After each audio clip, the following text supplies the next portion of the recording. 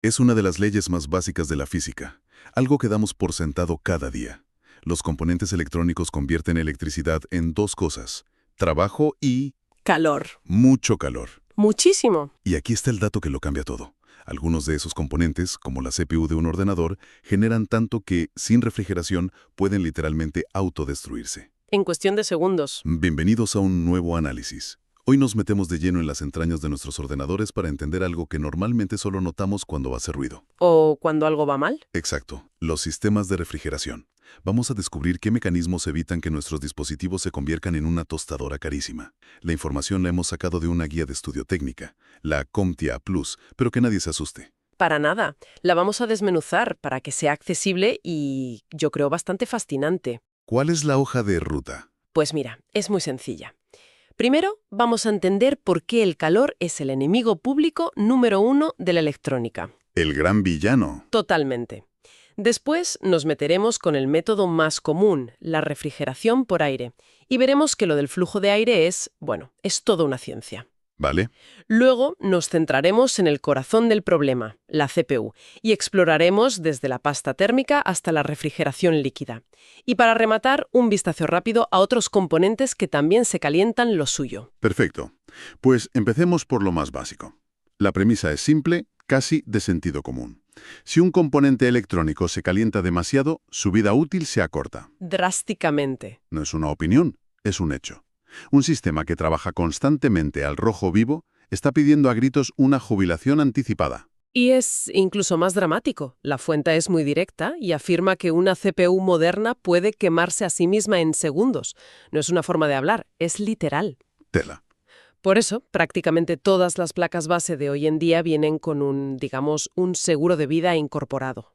¿A qué te refieres? Tienen sensores de temperatura y, sobre todo, un conector específico para el ventilador de la CPU, que siempre está etiquetado como CPU fan. Ah, sí, siempre lo veo. Pues si la placa no detecta que ese ventilador está funcionando o si la temperatura se dispara a un nivel crítico, corta la corriente.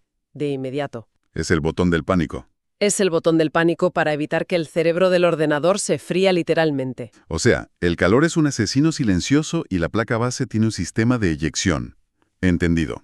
Y el arma más común en esta guerra contra la temperatura es la refrigeración por aire. El zumbido de toda la vida. El zumbido que todos asociamos a un ordenador de sobremesa es básicamente el sonido de esa batalla. Normalmente, al mirar dentro de una caja vemos al menos 3 ventiladores clave, ¿no? Como mínimo. Uno delante, abajo, que mete aire fresco de la habitación. Aire limpio, por así decirlo. Otro detrás, arriba, que saca el aire ya caliente. Y luego está el de la fuente de alimentación, que aparte de enfriarse a sí misma, también colabora en la extracción. Lo fascinante aquí es que esto no es un simple soplido caótico. Es una coreografía muy estudiada. Un ballet de ventiladores. Algo así. El diagrama de la guía lo ilustra a la perfección. Se busca crear un río de aire. Una corriente que entra fría por el frontal, baña los discos duros, sube, pasa por la tarjeta gráfica, envuelve al disipador de la CPU, recogiendo todo ese calor y finalmente es expulsada por detrás. O sea que no se queda nada estancado. Esa es la idea. Es un diseño deliberado para que el calor no se acumule en ninguna parte. Entonces, la clave no es solo mover aire, sino dirigirlo con intención. Exacto. Y aquí viene una idea que puede parecer contraintuitiva. A veces, poner más ventiladores sin ton ni son es contraproducente. Peor. Sí, peor. Hemos visto casos donde un ventilador extra, mal ubicado, en lugar de ayudar, crea turbulencias. Es como un remolino en ese río de aire que acaba atrapando una bolsa de aire caliente justo encima de un componente crítico. Vaya. Por eso, en la refrigeración por aire, a menudo menos es más, si el flujo es limpio y directo. Por eso es vital que el ventilador frontal y el trasero tengan orientaciones opuestas. Para que no luchen. Justo. Y que el trasero trabaje en sintonía con el de la fuente de alimentación. Si no, estarían luchando entre sí, generando mucho ruido y moviendo muy poco aire útil. Espera, has mencionado antes el conector CPU fan en la placa base. Y esto me recuerda a una duda que siempre tengo al montar un PC. A ver. Veo que hay conectores para ventiladores con 3 pines y otros con 4. ¿Qué ventaja real da ese cuarto pin en el día a día? Esa es una pregunta clave, porque la diferencia es Bueno, es lo que separa un sistema simplemente funcional de uno eficiente y silencioso. Ah, amigo. El conector de 3 pines es lo básico, 2 pines para la alimentación y un tercero que es una señal de tacómetro. Un tacómetro, como en un coche. Exacto. Le dice a la placa base, ¡Ey! Estoy aquí y giro a 2000 revoluciones por minuto. La placa puede leer la velocidad, pero no puede cambiarla. Siempre va a tope entonces, siempre. Pero el de 4 pines, ese cuarto pin es pura magia. Se llama PWM. PWM. Sí, modulación por ancho de pulsos. Es una señal que permite a la placa base actuar como un director de orquesta. Me gusta la analogía. Le dice al ventilador, ahora tranquilo, gira al 30% de tu capacidad. Y el ordenador es casi inaudible. Y cuando detecta que la CPU empieza a calentarse porque estás jugando o renderizando un vídeo, le ordena, potencia al 80%. Es un control dinámico, inteligente. Precisamente, por cierto, como se ven las imágenes de la guía, puedes enchufar un ventilador de 3 pines en un conector de 4. Encaja perfectamente. Pero pierdes la magia. Pierdes toda la inteligencia. El ventilador irá siempre a tope con el ruido que eso conlleva. Vale, eso lo cambia todo. No es un simple pin, es la diferencia entre tener un secador de pelo en el escritorio o algo que se autorregula. Todo este sistema de flujo de aire que has descrito, este río, parece diseñado para servir a un rey, ¿no? Totalmente. Para llevarse el calor del componente que más sufre de todos.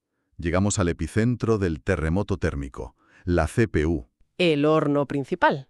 Y para enfriarla, no basta con un simple ventilador. Necesita un disipador o heatsink. Son esos bloques enormes de metal, ¿verdad? Sí, normalmente aluminio o cobre, llenos de aletas para maximizar la superficie que está en contacto con el aire. Y el de la CPU es siempre el más grande y aparatoso del sistema. Los de alto rendimiento, como el que se ve en la guía, usan una base de cobre pulido para el contacto directo y ventiladores muy potentes, que se miden en CFM. Pies cúbicos por minuto de aire que pueden mover. Una pasada. Y fíjate en esos tubos de cobre que atraviesan las aletas en el modelo de la foto. Sí, ¿qué son exactamente? Se llaman heat pipes o tubos de calor. Contienen un líquido que se evapora al contacto con el calor de la CPU, sube en forma de gas hasta las aletas más frías, se condensa de nuevo en líquido y vuelve a bajar. O sea, es un circuito cerrado. Es un ciclo de refrigeración pasivo y súper eficiente para alejar el calor de la fuente lo más rápido posible. Impresionante. Pero entre ese bloque de metal y la CPU hay algo más, ¿verdad? Algo que parece un detalle tonto, pero que por lo que sé es vital, la pasta térmica. Vital es poco. Es el componente más barato y uno de los más cruciales de todo el sistema. ¿Tanto así? Imagina la superficie de la CPU y la del disipador. A simple vista parecen lisas, pero a nivel microscópico son como valles y montañas. Imperfecciones. ¡Miles! Si las pones en contacto directo, quedan atrapadas miles de microburbujas de aire. Y el aire es un aislante térmico terrible. La pasta térmica es un compuesto que rellena todos esos huecos. Garantiza el contacto perfecto. Garantiza una transferencia de calor perfecta. Sin ella, la CPU se sobrecalentaría en segundos, incluso con el mejor disipador del mundo. Y aplicarla tiene su arte, ¿no? No es como echar ketchup. Para nada. La regla de oro es, menos es más. Una gota del tamaño de un grano de arroz en el centro es suficiente. ¿Solo eso? Sí. La propia presión del disipador al montarlo la extenderá en una capa finísima.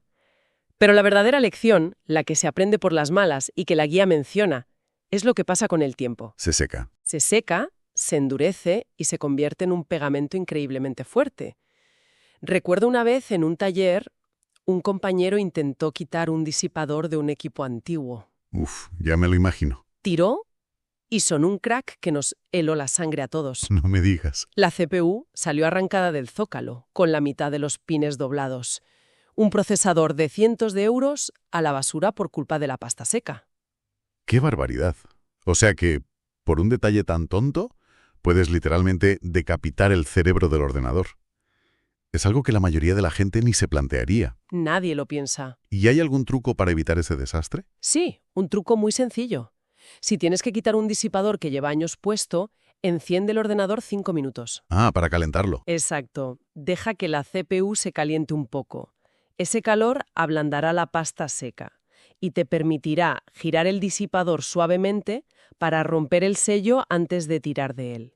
Un consejo que vale oro. te puede ahorrar un disgusto muy caro. Me lo apunto a fuego.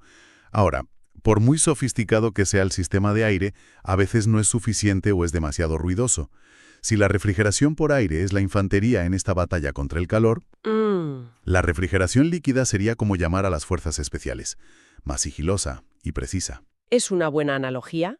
La idea es muy elegante.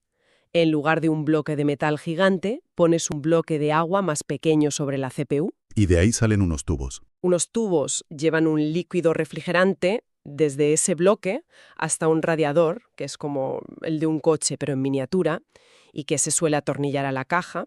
Allí uno o varios ventiladores enfrían el líquido que vuelve a la CPU para repetir el ciclo. Suena genial, pero a mí me da un poco de miedo.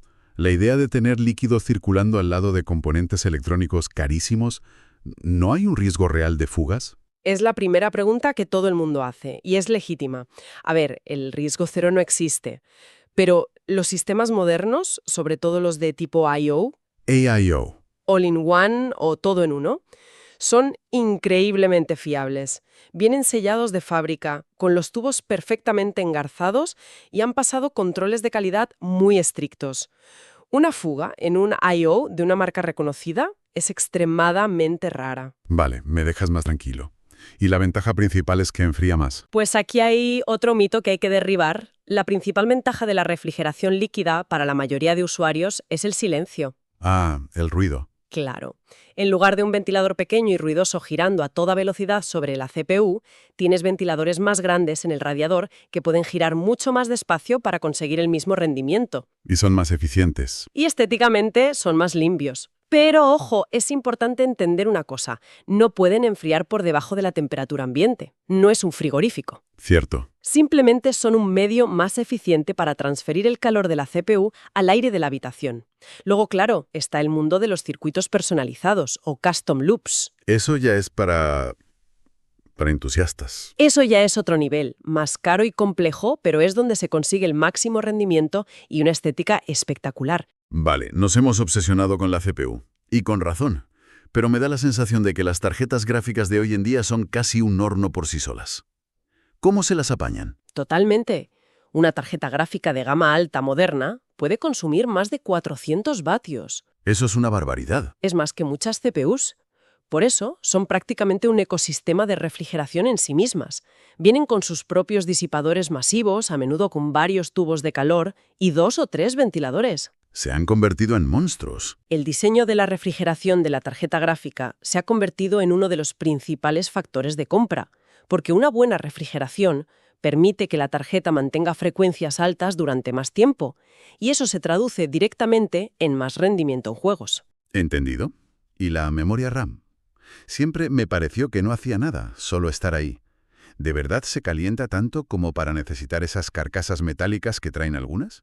En el pasado no mucho, pero hoy, con las velocidades de las memorias DDR5 y la práctica del overclocking, la cosa ha cambiado. Por el voltaje.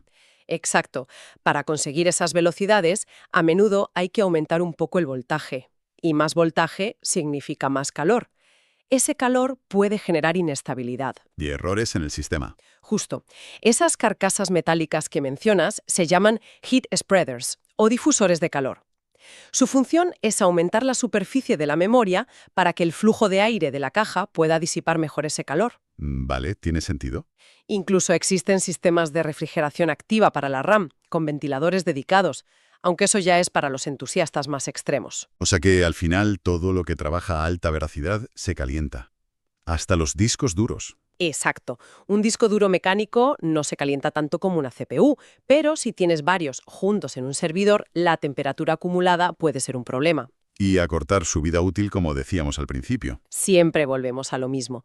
Por eso existen vallas de refrigeración específicas, que son soportes para los discos que incorporan un ventilador. Al final, el principio es siempre el mismo: mantener un flujo de aire constante para evitar que el calor se acumule. Muy bien. Creo que hemos hecho una autopsia bastante completa al sistema de refrigeración de un PC. Si tuviera que quedarme con algunas ideas clave, A ver, ese resumen. serían estas. Primero, que el calor no es una broma. Puede matar un componente caro en un abrir y cerrar de ojos. Fundamental. Segundo, que el flujo de aire es una coreografía, no un huracán. El orden y la dirección importan más que la fuerza bruta. Me gusta esa definición. Tercero, que algo tan pequeño y barato como la pasta térmica puede ser la diferencia entre un sistema estable y un desastre de 500 euros. El héroe anónimo. Y por último, que la refrigeración líquida es más una búsqueda del silencio y la elegancia que de temperaturas árticas. Has dado en el clavo. Y todo esto nos lleva a una reflexión final si conectamos los puntos. Adelante, vemos componentes cada vez más potentes, que consumen más energía y por tanto generan más calor. Y todo esto en formatos cada vez más pequeños, como portátiles, consolas. O incluso teléfonos. Exacto. Esto nos lleva a plantear una pregunta para el futuro. A medida que la tecnología avanza hacia chips más densos y potentes, la refrigeración se está convirtiendo en el verdadero cuello de botella, el factor limitante. El factor que realmente limita hasta dónde podemos llegar. Llegaremos a un punto en el que el mayor desafío de la computación no sea la velocidad del procesador, sino simplemente encontrar una manera eficaz de evitar que se derrita.